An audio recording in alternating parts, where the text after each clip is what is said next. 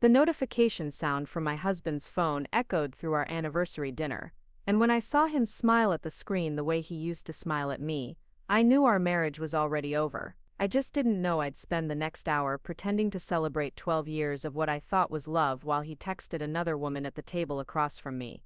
When I finally worked up the courage to confront him later that night, his response wasn't denial or apology, it was dismissal. "You're overreacting," he said, not even looking up from that same phone. "It's not what you think." But I knew exactly what it was, because I'd already seen his dating profile. Before we jump back in, tell us where you're tuning in from, and if this story touches you, make sure you're subscribed, because tomorrow I've saved something extra special for you. My name is Rachel, and until 3 months ago, I believed I was living the perfect suburban dream. I had a beautiful 2-story colonial house in Westfield, with a white picket fence that my husband Jake had painted fresh every spring. I had a successful career as a marketing director at a mid-sized advertising firm, a job that challenged me intellectually and paid well enough to contribute meaningfully to our household income. I had 2 healthy children, Emma, age 10, and Tyler, age 8, who filled our home with laughter and the controlled chaos that comes with elementary school-aged kids. And I had Jake, my college sweetheart, the man I'd been with for 15 years total, married to for 12 of those. The man who still kissed me goodbye every morning and told me he loved me every night before we went to sleep. Or so I thought. Looking back now, I realize how carefully constructed our life had become, how much of our happiness existed only on the surface. But in those final months of ignorance, I genuinely believed we had something special. Jake was a successful real estate agent, the kind who understood that reputation and relationships were everything in his business. He was charming, articulate, and had a way of making people feel like they were the most important person in the room when he spoke to them. These were qualities that had attracted me to him when we met at a college party during my junior year at State University, and they were qualities that made him very good at his job. We'd met on a Thursday night in October, during one of those crisp autumn evenings when the leaves were just beginning to turn. I was studying communications with a focus on marketing, spending most of my free time buried in textbooks or working on campaigns for my advanced advertising class. I wasn't much of a party person, but my roommate Lisa had dragged me to this particular gathering, insisting I needed to have some fun before midterms consumed my life completely. Jake was holding court near the kitchen, telling some elaborate story about a disastrous fishing trip with his fraternity brothers. He had this way of gesturing with his hands that made even the most mundane details seem entertaining, and his laugh was infectious. When he caught me watching him from across the room, he didn't do what most college guys did and just flash a cocky smile. Instead, he actually walked over and introduced himself properly.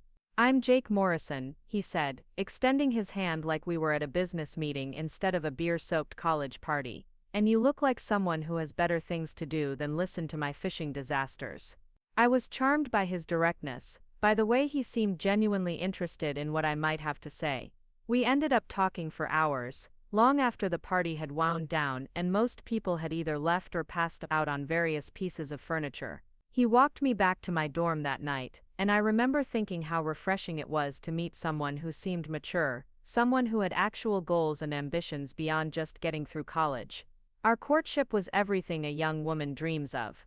Jake was attentive without being clingy, ambitious without being selfish, and he had a 5-year plan that included graduate school, a career in real estate, and eventually a family. He pursued me with the same focused determination he brought to everything else in his life, showing up with coffee during my study sessions, remembering important presentations I had to give, and introducing me to his friends with obvious pride. By the time we graduated, we were inseparable. Jake had been accepted to a graduate program in business administration with a concentration in real estate development, and I had landed an entry-level position at a small marketing firm in the same city. It felt like fate, like everything was falling into place exactly as it should. We moved in together that fall, renting a tiny 1-bedroom apartment that we could barely afford, but that felt like a palace because it was ours. The proposal came 2 years later, on the anniversary of the night we met. Jake had planned everything meticulously, taking me back to the exact spot where we'd first talked, which was now just an empty lot since the house had been torn down for a new development. He'd brought portable chairs and a picnic basket, recreating as much of that original evening as possible. When he got down on one knee and pulled out a ring that I knew must have cost him months of savings, I didn't hesitate for even a second. "Rachel Marie Henderson," he said, his voice slightly shaky with nerves, "will you marry me and let me love you for the rest of my life?" I said yes before he even finished the question. Our wedding was a modest affair, held in the backyard of my parents' house in my hometown of Millbrook. We couldn't afford anything elaborate, but it didn't matter because everything felt perfect anyway. My mother had spent weeks transforming their ordinary backyard into something magical, with string lights hung between the trees and mason jars filled with wild flowers on every table. Jake's parents had driven up from their home in Florida, and his mother had insisted on making the wedding cake herself, a 3-tier vanilla masterpiece that she'd been practicing for months. I wore my grandmother's wedding dress, altered to fit me perfectly by a local seamstress who charged far less than she should have. As I walked down the makeshift aisle between folding chairs filled with our closest family and friends, I felt like the luckiest woman in the world. Jake was waiting for me at the altar they'd constructed from borrowed church materials, and the look on his face when he saw me was everything I'd ever dreamed a groom's expression should be. We honeymooned at a small bed and breakfast in Vermont, spending a week hiking mountain trails and exploring tiny villages filled with antique shops and maple syrup farms. It was simple and perfect, exactly the kind of low-key adventure that suited both of our personalities. We spent hours talking about our future, the house we'd buy someday, the children we'd have, the life we'd build together brick by brick. Those early years of marriage were genuinely happy. We were both working hard to establish our careers, Jake building his client base in real estate while I worked my way up from assistant account coordinator to account manager. We bought our first house together when I was 26, a small ranch-style home in a transitional neighborhood that Jake insisted had great potential for appreciation. We spent weekends painting rooms and planting a garden, learning together how to be homeowners and partners in every sense of the word. Jake was thoughtful in ways that constantly surprised me. He remembered that I preferred white wine to red, that I hated scary movies but loved romantic comedies, that I got anxious before big presentations at work and needed extra encouragement on those days. He brought me flowers for no reason, left sweet notes in my lunch bag, and always asked about my day when he got home from work. When I got promoted to senior account manager after 3 years with my company, he took me out to the nicest restaurant in town to celebrate and told everyone we encountered that his wife was brilliant and successful. We started trying for children when I was 28, and I got pregnant with Emma after only 4 months of trying. Jake was over the moon about becoming a father, reading every pregnancy book he could get his hands on and insisting on coming to every doctor's appointment. He painted the nursery a soft yellow since we'd decided to be surprised about the gender, and he assembled the crib with the intense concentration of a man building something that would house the most precious thing in his world. Emma's birth was difficult, requiring an emergency cesarean after 18 hours of labor that went nowhere. I remember waking up groggy and disoriented in the recovery room, and the first thing I saw was Jake holding our daughter, tears streaming down his face as he whispered to her about how beautiful she was and how much he already loved her. When he noticed I was awake, he brought her over to me, and I fell in love with both of them all over again in that moment. Parenthood suited Jake in ways I hadn't expected. He was patient with the sleepless nights, helpful with diaper changes and midnight feedings, and completely devoted to Emma from the moment she entered the world. He would spend hours just watching her sleep, marveling at her tiny fingers and the way she would scrunch up her face when she dreamed. When she started smiling at around 6 weeks old, Jake was convinced she was a genius because she smiled at him more than anyone else.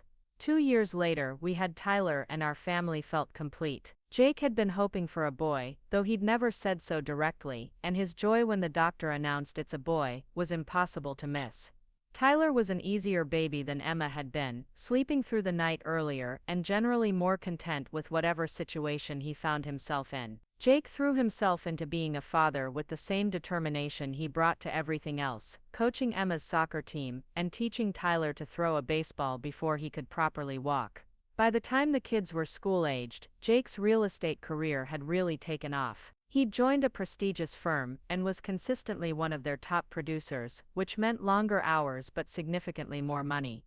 We were able to move to the larger house in Westfield, the one with the white picket fence and the perfect suburban aesthetic. I'd been promoted to marketing director at my firm, which came with more responsibility but also more flexibility to be present for school events and family activities. On the surface, we looked like the American dream personified. Jake was handsome and successful, always impeccably dressed in his work clothes and able to charm anyone he met. I had managed to balance a demanding career with motherhood, staying involved in the kids' schools and maintaining our home. Emma and Tyler were thriving, both good students and involved in multiple activities. We took family vacations every summer, had friends we'd barbecue with on weekends, and attended church together most Sundays. But somewhere in those busy, successful years, something had begun to shift in ways I didn't recognize at the time. Jake's work demands grew more intense, with more evening showings and weekend open houses. He joined the country club, ostensibly for networking purposes, and started playing golf with clients on Saturday mornings. He upgraded his wardrobe, his car, and his phone, always justifying these expenses as necessary for his professional image. I supported all of these changes because they made sense from a business perspective, and because Jake was bringing in enough money to make them feasible. When he said he needed to take potential clients out for expensive dinners, I understood that relationship building was part of his job. When he said he had to work late to prepare for important presentations, I managed bedtime routines and homework help on my own. When he said he needed to attend networking events that spouses weren't invited to, I stayed home with the kids and didn't complain. The changes were gradual enough that I didn't notice them accumulating into something significant. Jake became more focused on his appearance, spending more time at the gym, and buying clothes that were more fashion-forward than his previous conservative style. Preparing and narrating this story took us a lot of time, so if you are enjoying it, subscribe to our channel. It means a lot to us. Now back to the story. He started paying attention to things he'd never cared about before, like having the latest technology and driving a car that made the right impression. He became more social, accepting invitations to events I wasn't included in and making friends I rarely met. I told myself this was all normal, that successful people in competitive fields had to pay attention to these kinds of details. Jake was building a reputation as one of the best real estate agents in the area, and that reputation required a certain level of sophistication and social engagement. I was proud of his success, even when it meant I saw less of him than I would have liked. Our conversations began to shift during this period, though I didn't recognize the pattern at the time. Jake started talking more about his work, his clients, and his colleagues, but he seemed less interested in hearing about my day or my thoughts on various topics. When I'd try to share something that had happened at my job or an interesting article I'd read, he'd listen politely but without the engaged curiosity he used to show. Instead, he'd often redirect the conversation back to something related to his work or his plans for growing his business. He also became more critical of small things around the house and in our routine, not in a harsh way, but in a manner that suggested he was noticing flaws he'd previously overlooked. He'd comment on how the living room needed updating, or how our dinner parties weren't as sophisticated as the ones some of his clients hosted. He'd suggest that I might want to upgrade my wardrobe for work events, or that the kids needed to be involved in more prestigious activities that would reflect well on our family's status. Again, none of these comments seemed unreasonable in isolation. Jake was earning more money than we'd ever had before, so it made sense that he'd want to enjoy some of the fruits of his labor. And he was probably right that some improvements around the house and in our lifestyle would be beneficial for all of us. I started paying more attention to my appearance for work functions, updated some of the furniture in our main living areas, and enrolled Emma in a more competitive dance program that several of Jake's colleagues had recommended. But I began to feel like I was constantly trying to keep up with standards I didn't fully understand, standards that seemed to shift every time I thought I'd figured them out. Jake would praise me for making an effort with my appearance, then suggest the next week that I might want to try a different style. He'd appreciate improvements I made to the house, then point out other areas that still needed work. He'd be proud of the kids' accomplishments, then worry that they weren't involved in enough activities to be competitive with their peers. The physical affection between us began to decrease during this time as well, though it happened so gradually that I initially attributed it to the normal challenges of maintaining romance, while raising children and managing demanding careers. Jake was often tired when he came home from work, and I was usually exhausted from my own job plus managing most of the household responsibilities. We'd fall into bed at night after checking that homework was done, and lunches were packed for the next day, sometimes barely having energy for meaningful conversation, let alone physical intimacy. When we did have time together without the kids, Jake increasingly wanted to spend it socializing with other couples, particularly ones connected to his work. We'd have dinner parties or attend events where I'd find myself making polite conversation with the wives of Jake's clients or colleagues, women who seemed to live in a different world than I did. They talked about personal trainers and interior decorators, about vacation homes and private schools, about charity events and social obligations that felt foreign to me. I tried to fit into these circles because it was clearly important to Jake, but I often felt like I was performing a role rather than being myself. I'd smile and nod at conversations about topics I had no experience with, and I'd dress carefully for these events, always worried that I might say or wear the wrong thing. Jake would coach me beforehand sometimes, mentioning who would be there and what they might want to talk about, reminding me to ask about their recent trips or their children's achievements. It was during one of these coaching sessions that I first felt a flicker of something that might have been doubt. Jake was explaining the guest list for a party we were attending at the home of one of his biggest clients, and he mentioned that I should be sure to compliment the hostess on her recent home renovation. Remember, he said, adjusting his tie in the mirror, Patricia spent 6 months planning this renovation with some decorator from New York. She'll want to talk about it, so make sure you ask for details and seem impressed. What if I don't like it? I asked, the question slipping out before I could stop it. Jake turned to look at me with an expression I'd never seen before, something between surprise and irritation. Why wouldn't you like it? It's beautiful, it was featured in a magazine. I'm just saying, what if it's not my style? What if I can't honestly say it's impressive? Then you pretend, he said flatly. This is important, Rachel. These people could refer millions of dollars worth of business to me. You can manage to be gracious for one evening. I nodded and agreed, but something about that conversation stayed with me. When had my honest opinion become something to be managed rather than valued? When had social success become more important than authenticity? I pushed these questions aside because I didn't want to be the kind of wife who made her husband's professional life more difficult, but they lingered in the back of my mind like a small splinter I couldn't quite reach. The party itself went fine. I complimented Patricia's renovation, which was indeed objectively impressive even if it felt cold and overly formal to me.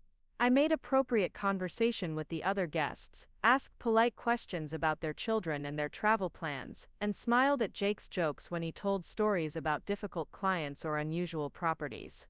But I felt like I was watching myself perform these interactions rather than genuinely participating in them. On the drive home, Jake was pleased with how the evening had gone.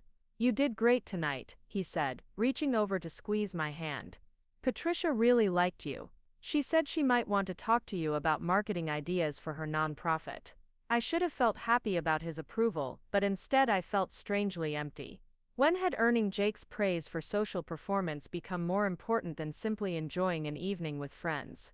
When had my value as a partner become measured by how well I could network for his business?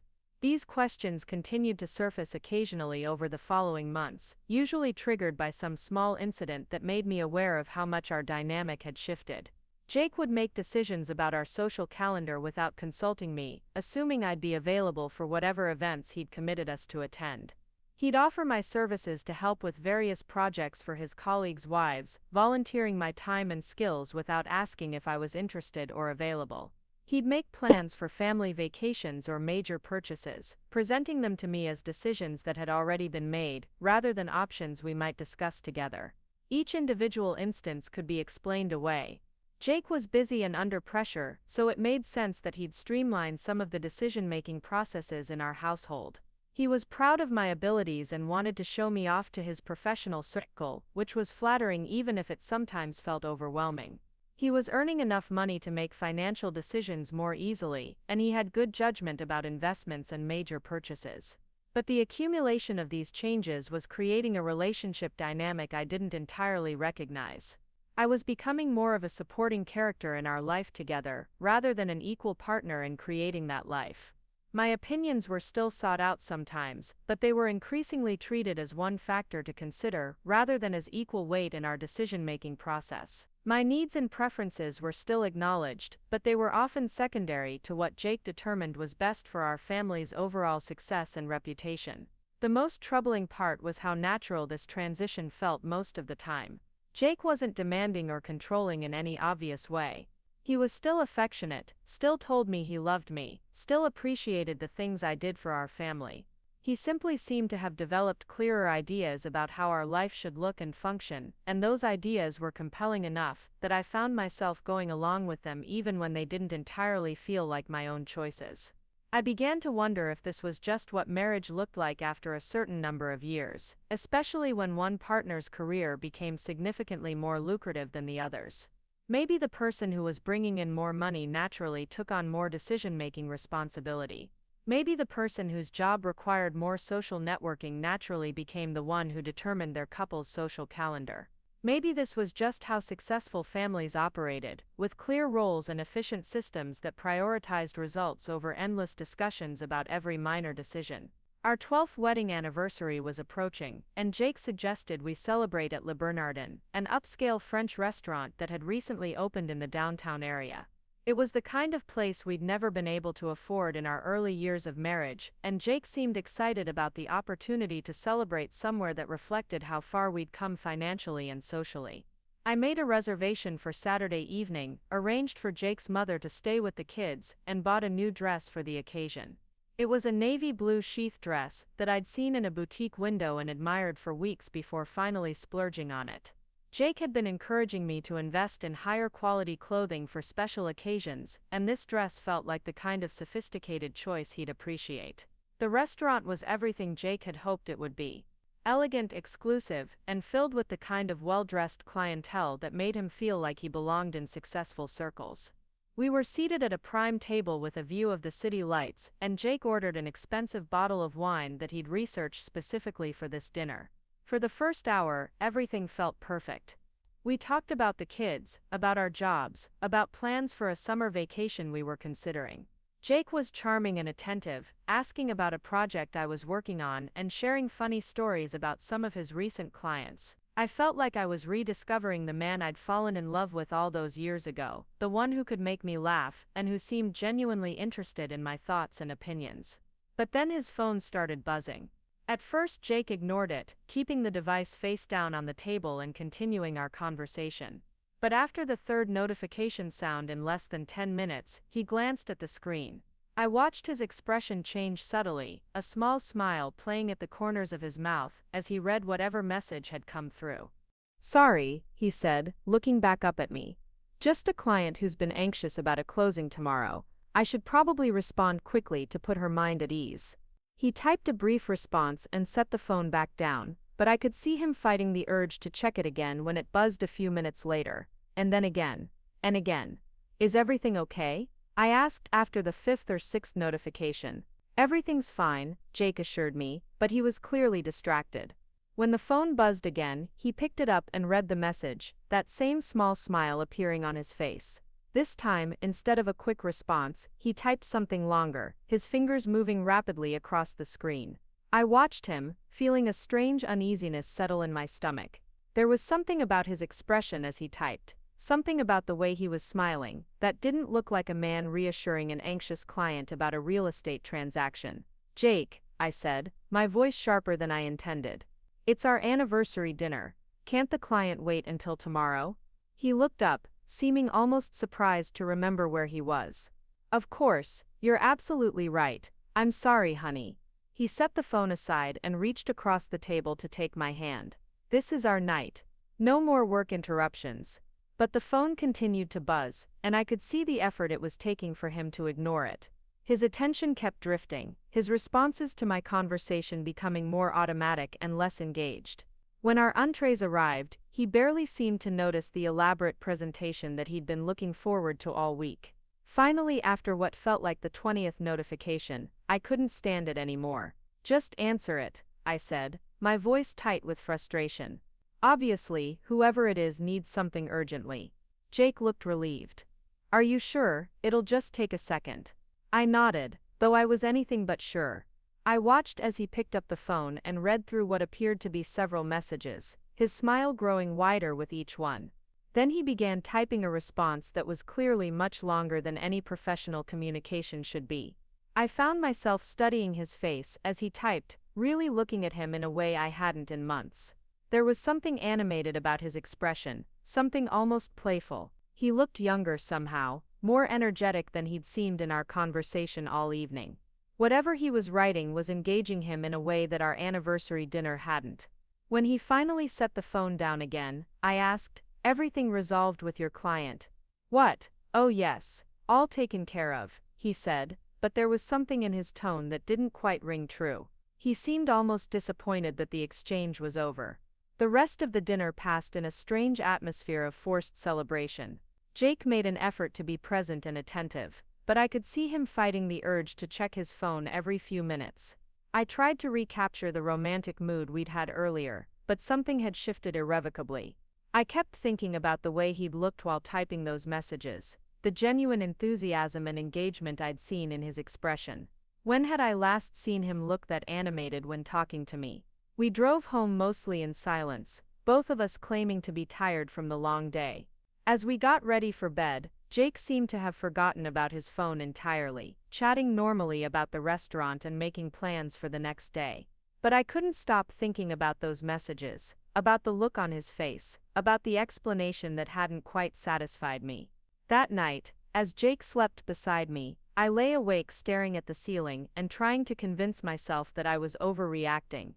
It was probably exactly what he'd said, an anxious client who needed reassurance about an important transaction. Jake's success depended on being available to his clients, and I'd always known that real estate could involve odd hours and urgent communications. But something felt wrong in a way I couldn't articulate. It wasn't just the interruption during our anniversary dinner, though that had been disappointing. It was something about Jake's demeanor, about the kind of engagement I'd seen in his face while he was texting. It was the way he'd seemed almost reluctant to end the conversation, the way he'd lit up in response to messages that were supposedly about business. I tried to push these thoughts away, to focus on the positive aspects of our evening and our relationship. We'd had a lovely dinner at a beautiful restaurant. Jake had been affectionate and complimentary. We'd made plans for activities we both looked forward to. There was no reason to let a few work-related text messages overshadow what had otherwise been a successful anniversary celebration. But sleep eluded me, and the questions kept circling in my mind.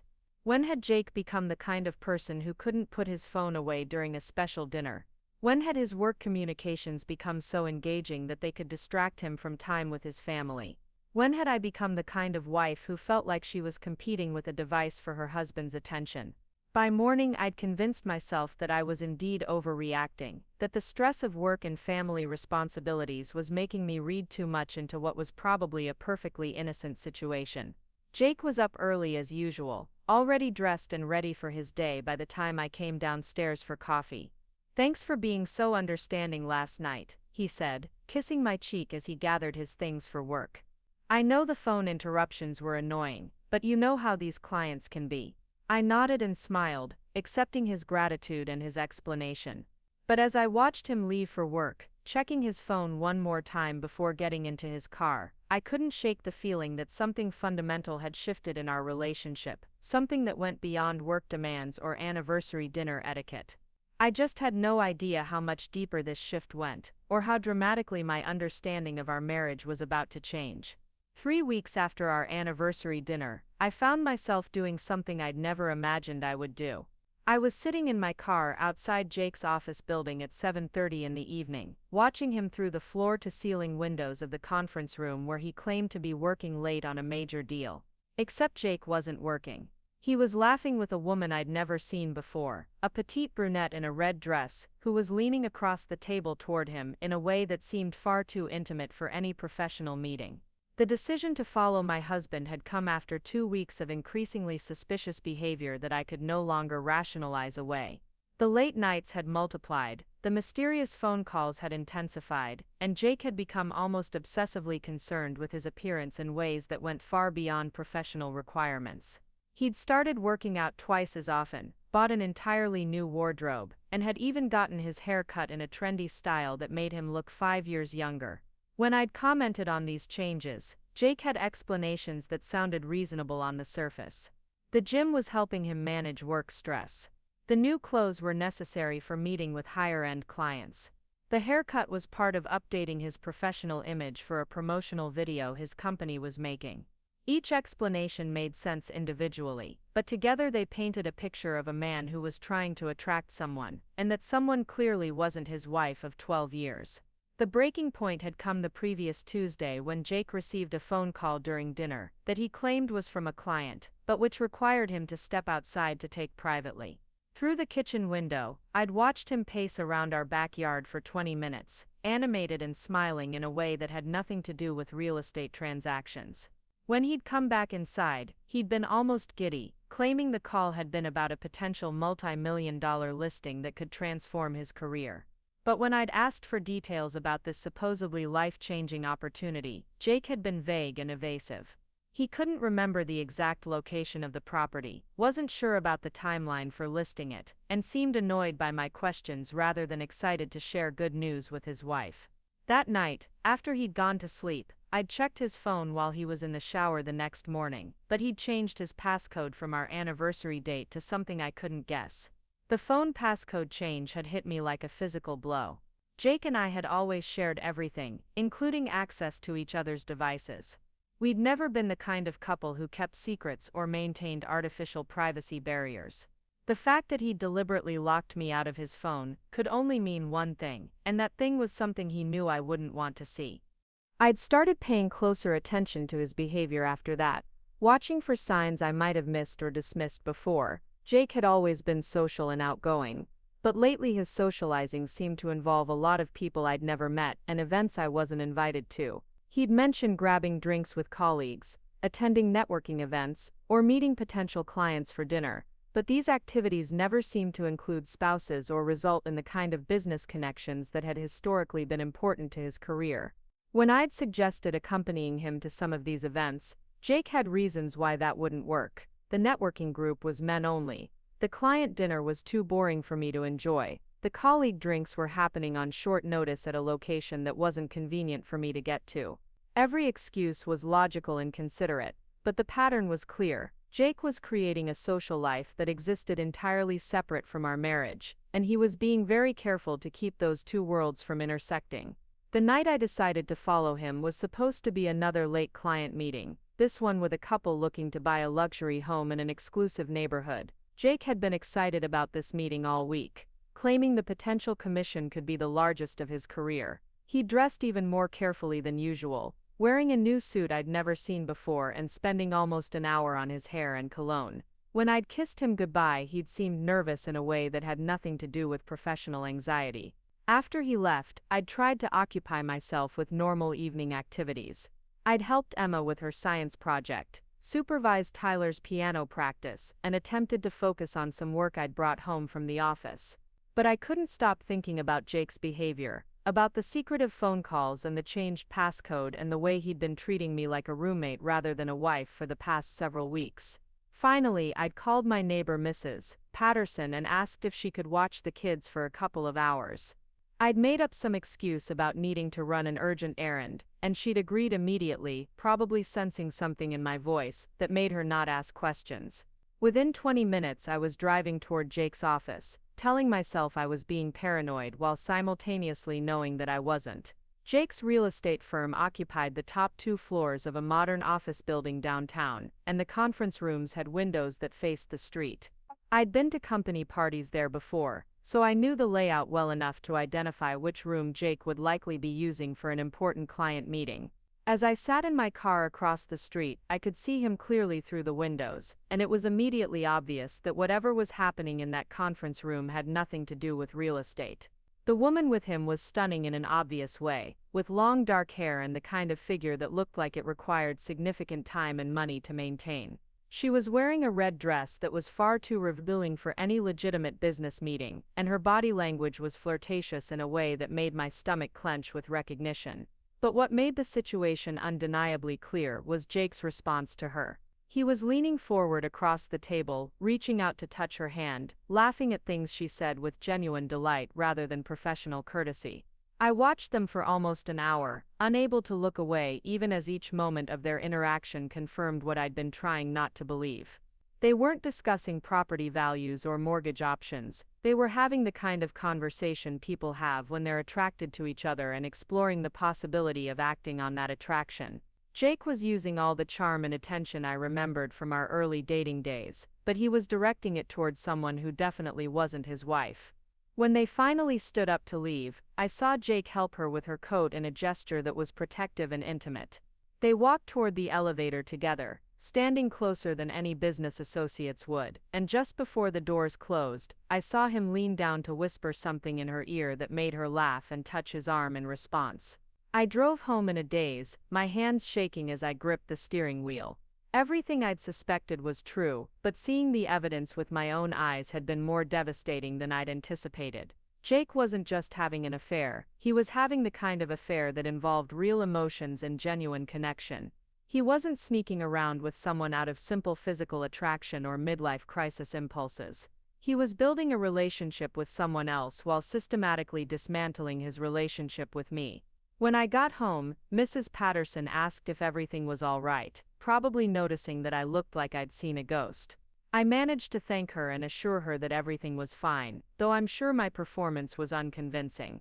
After she left, I sat on the couch in our living room, surrounded by the evidence of the life Jake and I had built together, and tried to figure out what I was supposed to do with what I'd learned. The children were already asleep, their homework finished and their clothes laid out for the next day. The house was clean and comfortable, filled with family photos and the accumulated possessions of 12 years of marriage. Everything looked exactly the same as it had when I'd left 2 hours earlier, but I felt like I was seeing it all for the first time, recognizing how much of my security and identity had been built on assumptions that were apparently false. Jake came home around 10:30, full of enthusiasm about his supposedly successful client meeting.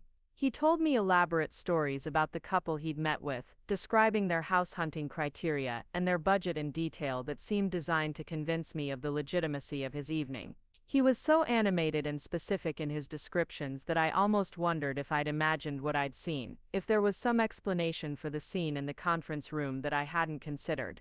But then he went to shower, and I heard him humming in a way he hadn't done in months. Jake had always hummed when he was particularly happy, and I realized I hadn't heard that sound in our house for longer than I could remember. Whatever had happened during his evening out had put him in the best mood he'd been in weeks, and it definitely hadn't been a real estate transaction that had caused that happiness. Over the next few days, I found myself studying Jake with new eyes, looking for signs I'd been missing or misinterpreting. The changes in his behavior weren't subtle once I knew what to look for. He was spending significantly more time on his appearance, not just for work but for everyday activities. He'd started carrying breath mints and checking his reflection in every mirror he passed. He'd become protective of his phone in ways that went beyond professionalism, taking it with him to the bathroom and keeping it face down during conversations.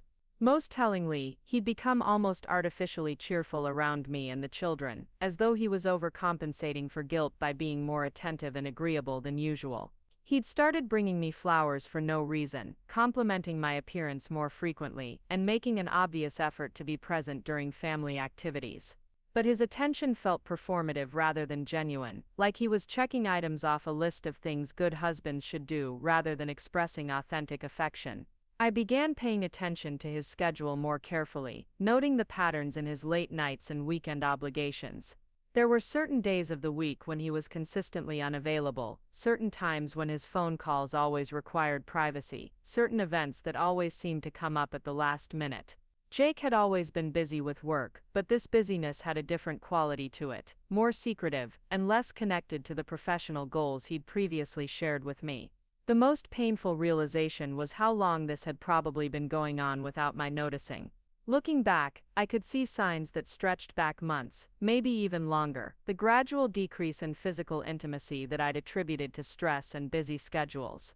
The way Jake had started making unilateral decisions about our social calendar and family plans. The increasing frequency of work events that didn't include spouses.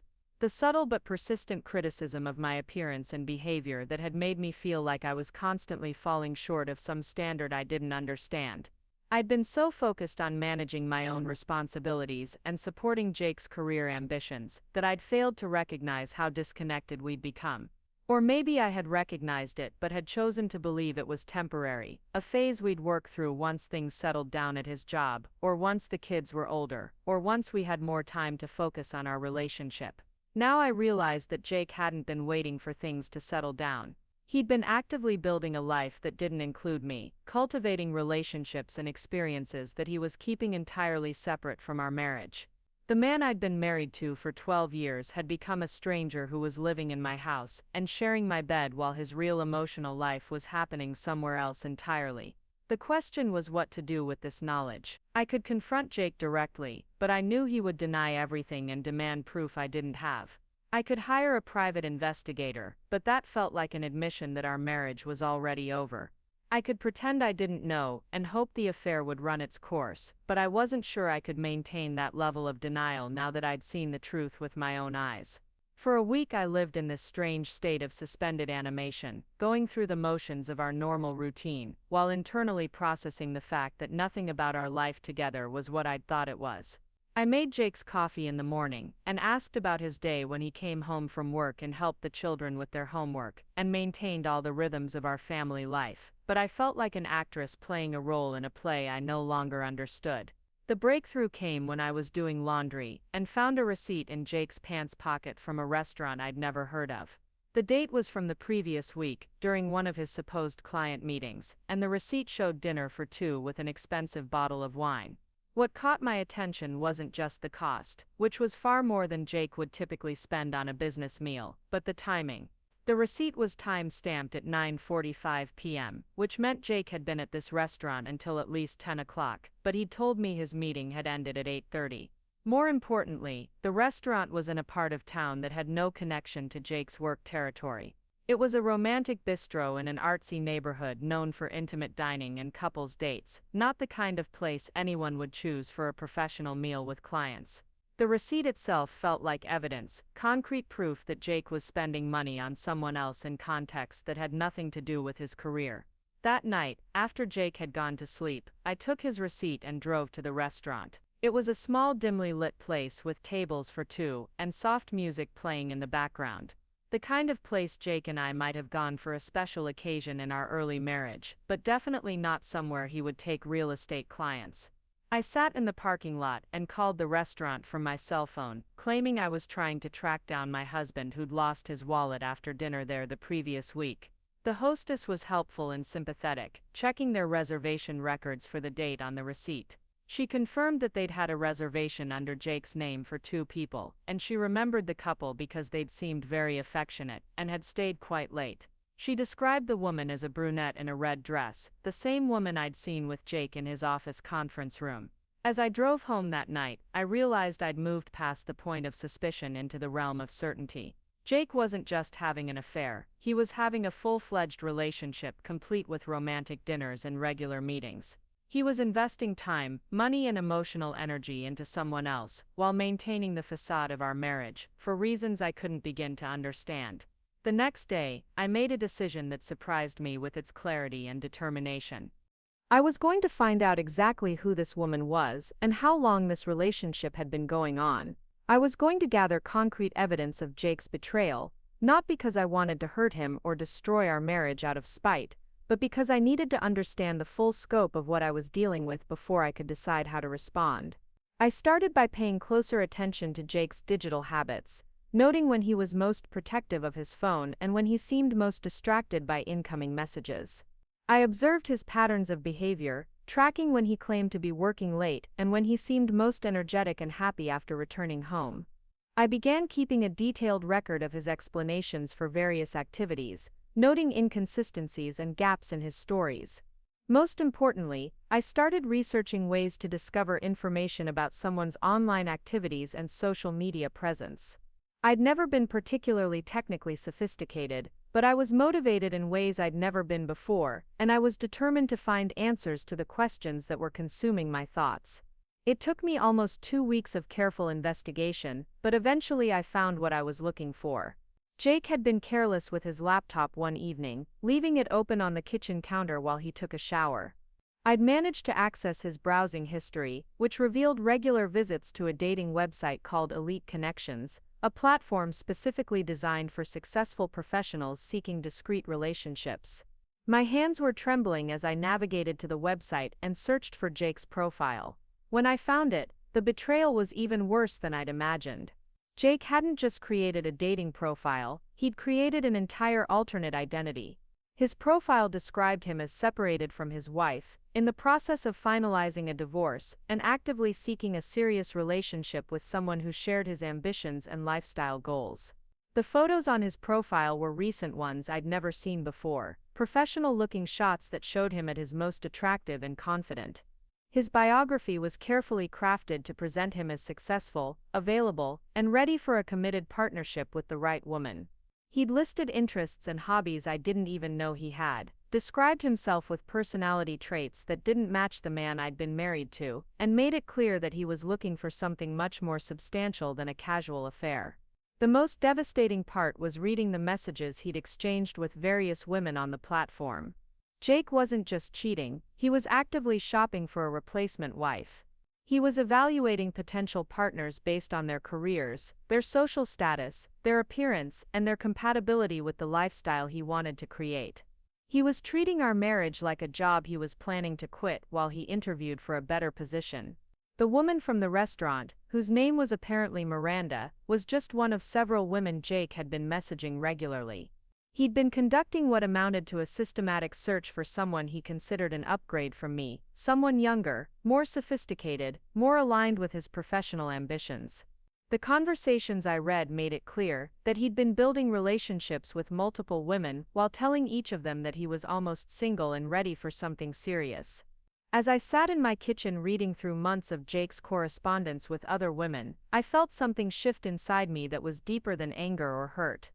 I felt a cold clarity settling over me, a recognition that the man I'd been married to didn't actually exist anymore, if he ever had. The Jake who had courted me in college, who had proposed with nervous excitement, who had cried when our children were born, had been replaced by someone who could lie to my face every single day while methodically planning to abandon our family for what he perceived as a better opportunity. But along with that devastating realization came something else, something that surprised me with its strength and certainty. I wasn't going to let Jake control the narrative of how our marriage ended.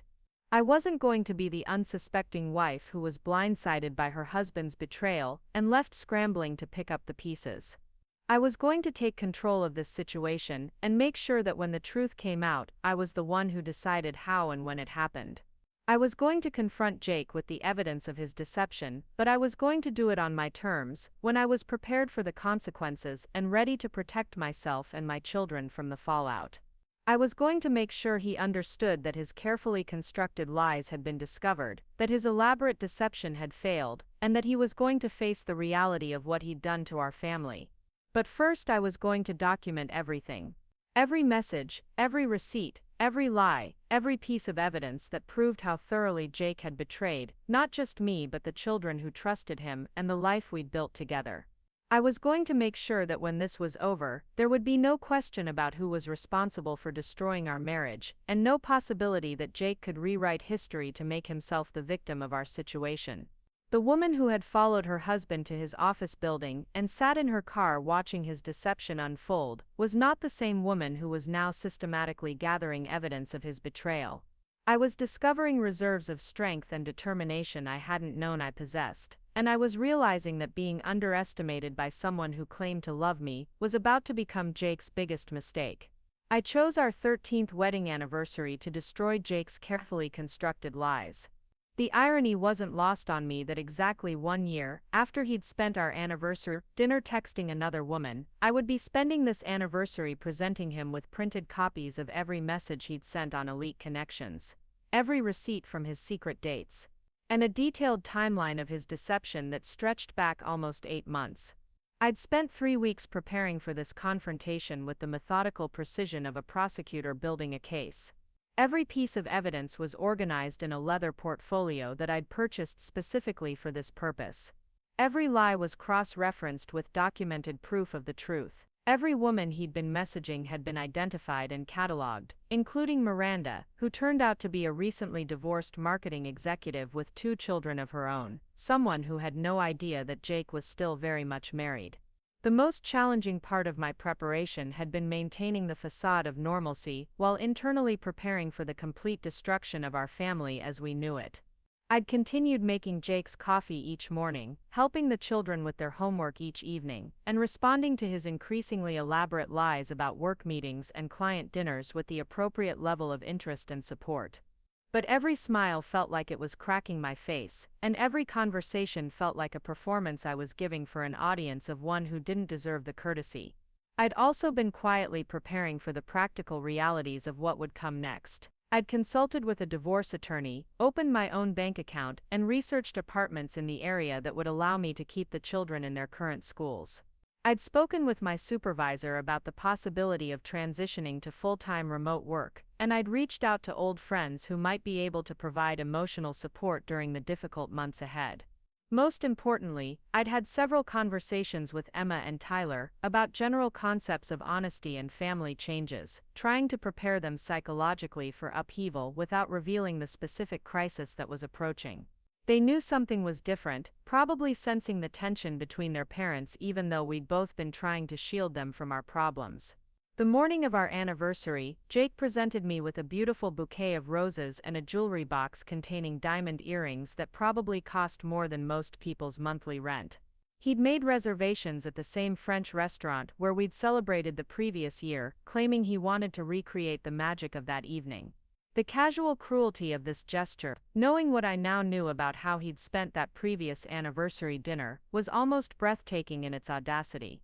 "Happy anniversary, beautiful," he said, kissing my cheek with what appeared to be genuine affection. 13 years and you're still the best thing that ever happened to me." I accepted his gifts and his kiss with a smile that felt like broken glass in my mouth. "Thank you, Jake. They're lovely. I have something special planned for tonight too." He looked pleased and slightly curious about what I might have arranged, probably assuming I'd planned some romantic surprise that would assuage whatever guilt he felt about his double life. I encouraged his assumptions, suggesting he might want to clear his evening schedule to make sure we had plenty of uninterrupted time together. "Already done," he assured me. "Tonight is all about us. No work, no distractions, just celebrating how far we've come." The children were spending the night at my sister's house, an arrangement I'd made several weeks earlier under the pretense of wanting to give Jake and me some private time for our anniversary celebration. In reality, I wanted them safely away from whatever explosion was about to occur, protected from witnessing the moment their father's lies were finally exposed. After Jake left for work that morning, I spent the day making final preparations. I arranged the evidence portfolio on our dining room table, organizing it so that the most damning pieces would be immediately visible when opened. I prepared myself mentally for various scenarios of how Jake might respond, from denial to anger to attempts at manipulation. I rehearsed what I wanted to say, practicing how to present the facts clearly and calmly, without allowing emotion to undermine the strength of my position. Most importantly, I reminded myself that this confrontation wasn't about saving our marriage or giving Jake an opportunity to explain or apologize. This was about establishing the truth, setting the record straight, and making sure Jake understood that his deception had been completely discovered and documented.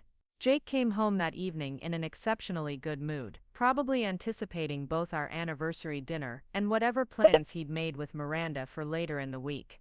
He'd bought wine and flowers, and he'd clearly put effort into his appearance, wearing the new cologne that had been part of his transformation over the past several months.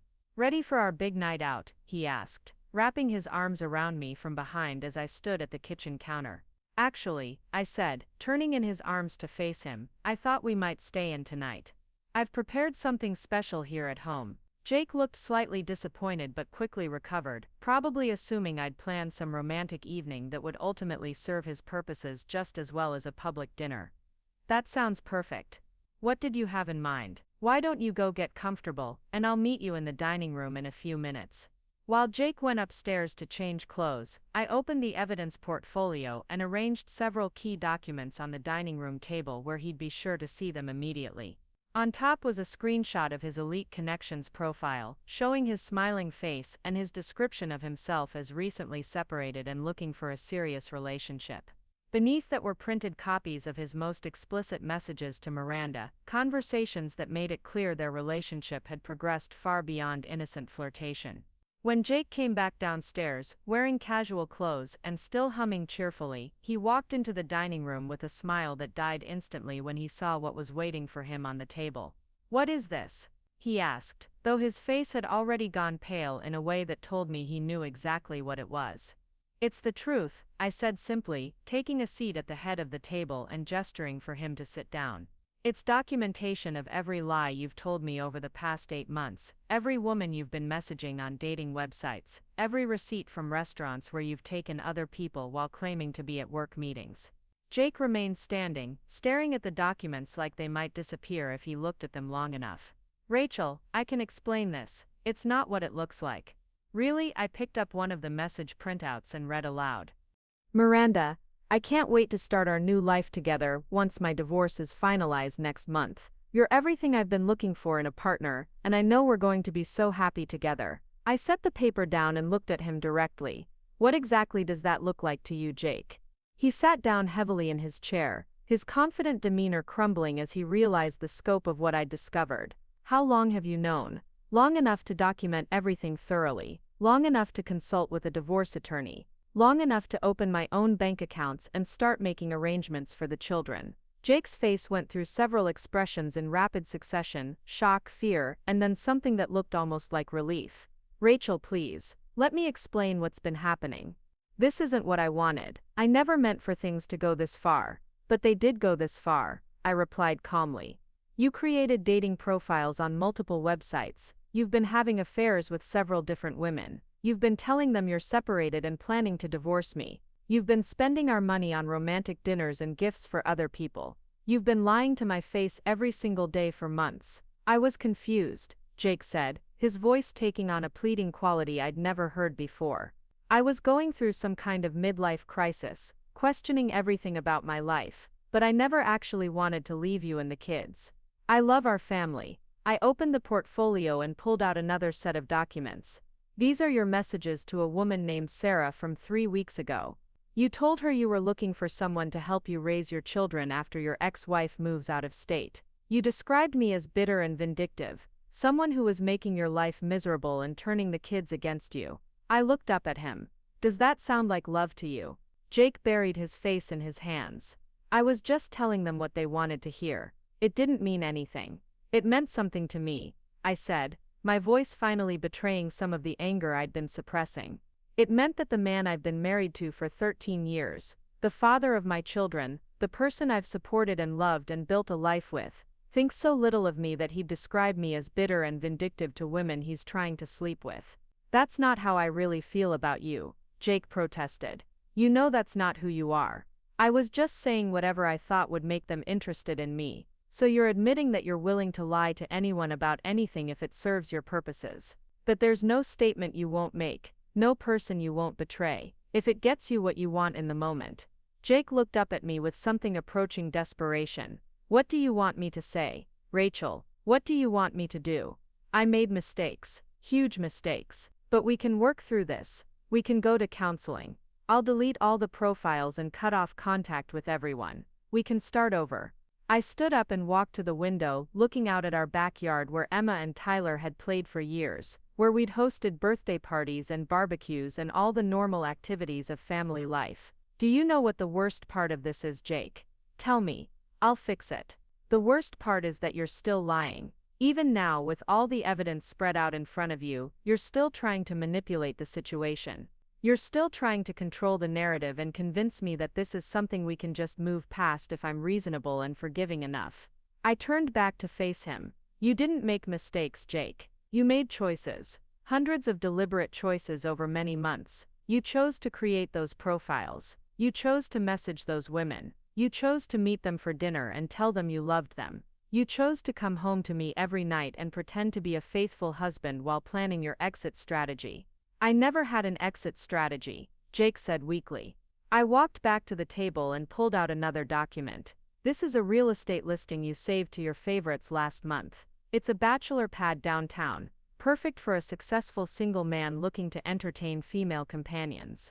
The notes in your account say you were planning to schedule a viewing after your lease here was up. I set the paper in front of him.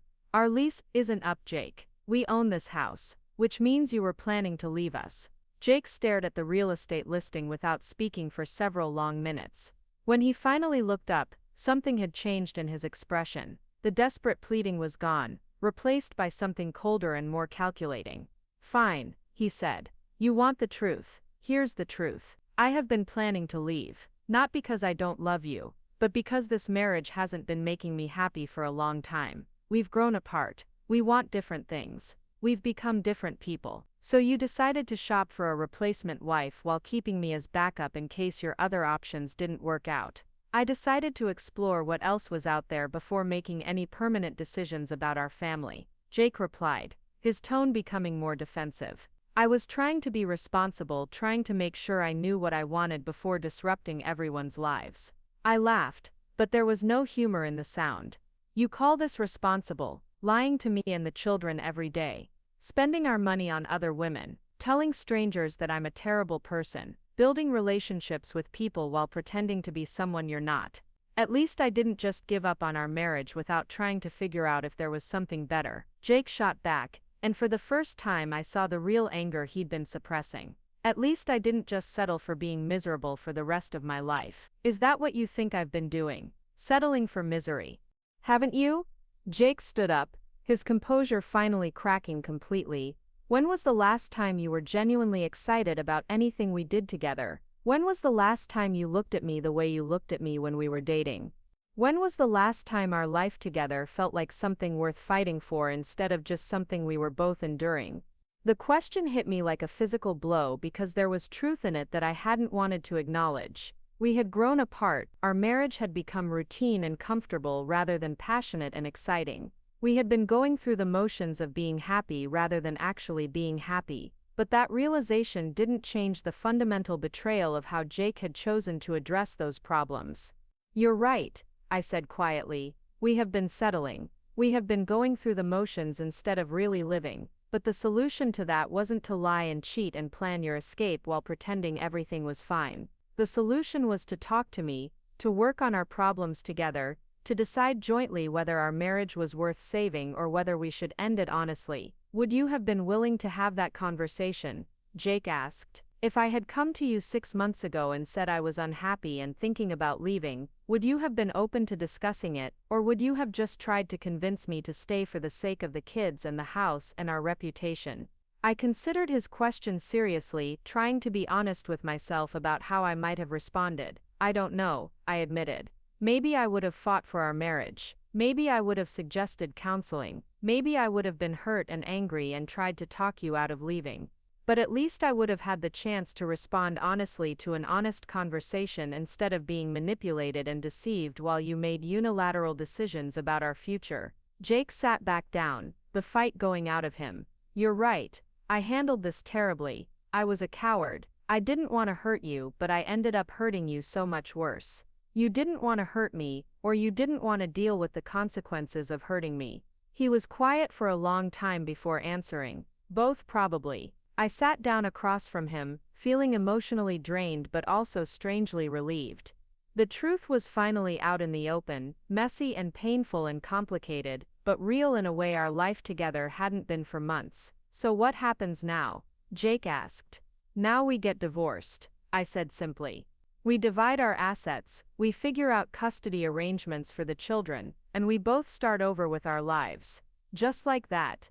Just like that. You've already been planning your new life for months, Jake. You've already emotionally divorced yourself from this marriage. I'm just making it official. What about counseling? What about trying to work through this? I looked at him with something approaching pity.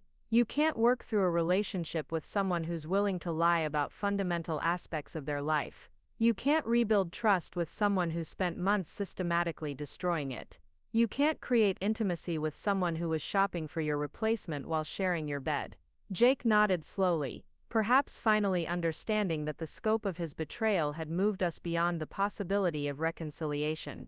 What will we tell the children? We'll tell them the truth, in age-appropriate ways. That sometimes adults grow apart and decide they'll be happier living separately.